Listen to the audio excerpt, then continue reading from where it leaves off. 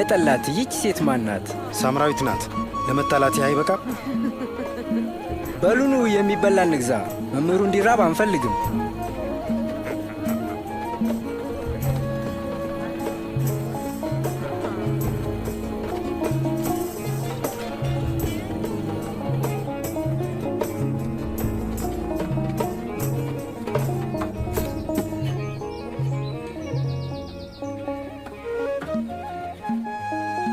ውሃ ልታጠጪኝ ትችያለሽ? አንተ ይሁዳዊ ነህ፣ እኔ ሳምራዊት ሴት ነኝ። ውሃ ጠጪኝ ብለህ እንዴት ትጠይቀኛለህ? የእግዚአብሔርን ስጦታና ውሃ ጠጪኝ የሚልሽ ማን እንደሆነ ብታውቂ ኖሮ አንቺ ትጠይቂው ነበር፣ እርሱም የሕይወትን ውሃ ይሰጥሽ ነበር። ጌታዬ፣ ጉድጓዱ ጥልቅ ነው፣ ውሃ የምትቀዳበትም የለህም። ታዲያ ውሃውን ከየት ታመጣለህ? ይህን ጉድጓድ የሰጠን አባታችን ያዕቆብ ነው። እርሱ የእርሱ ልጆችና መንጋው ሁሉ ከዚህ ጠጡ። መቼም ከያዕቆብ እበልጣለሁ አትልም። ትበልጣለህን?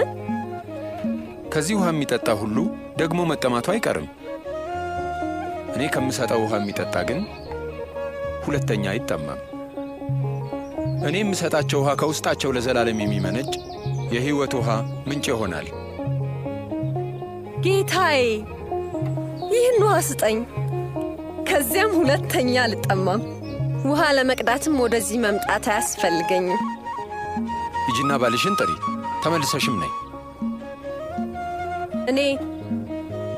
እኔ ባል የለኝም። ባል የለኝም በማለትሽ እውነቱን ተናገርሽ። 5 ባሎች ነበሩሽ። አሁን ካንቺ ጋር ያለው ባልሽ አይደለም። እውነቱን ነግረሽኛል። ጌታ ሆይ፣ ነቢይ ሳትሆን አትቀርም። ሳምራውያን አባቶቼ ለእግዚአብሔር በዚህ ተራራ ላይ ሰገዱ። እናንተ አይሁዳውያን እግዚአብሔርን ልናመልክ የሚገባን በኢየሩሳሌም ነው ትላላችሁ። አንቺ ሴት እመኚኝ፣ ለአብ በዚህ ተራራም ሆነ በኢየሩሳሌም የማትሰግዱበት ዘመን ይመጣል። እናንተ ሳምራውያን ልታመልኩት የሚገባችሁን በእርግጥ አታውቁም። ጊዜ እየመጣ ነው፣ ደግሞም መጥቷል።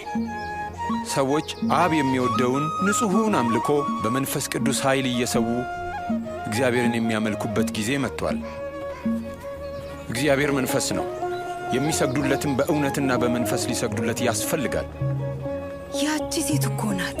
ምን እያደረገ ነው? ከእሷ ጋር እያወራ ማንነቷን ያውቃል? አውቃለሁ። መሲሁ ይመጣል። ሲመጣም ሁሉን ይነግረናል። እኔ እርሱ ነኝ።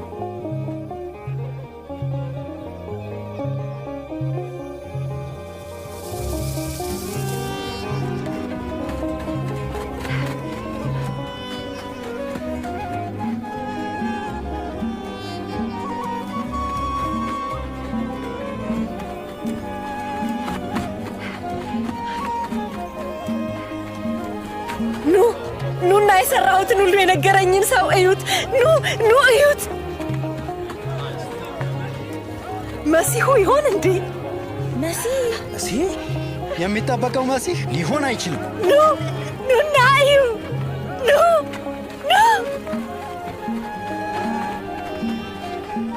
ጌታ ሆይ፣ እባክህ የሆነ ነገር ቀመስ። እናንተም ማታውቁት የምበላው ምግብ አለኝ። የሚበላውን ሰው አምጥቶለት ይሆን? የእኔስ መብል የላከኝን ፈቃድ አደርግ ዘንድ የሰጠኝንም ሥራ እፈጽም ዘንድ ነው። አዝመራው ነጥቷል፣ ላጨዳም ደርሷል።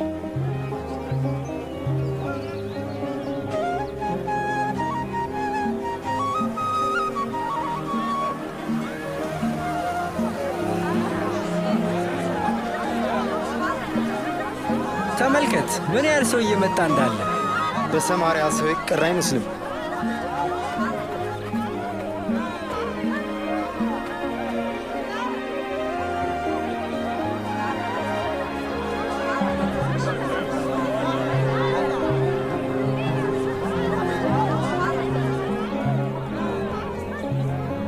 የሰማርያ ሰዎችም ወደ እርሱ መጥተው ከእርሱ ጋር እንዲቆዩና እንዲያስተምራቸው ለመኑ።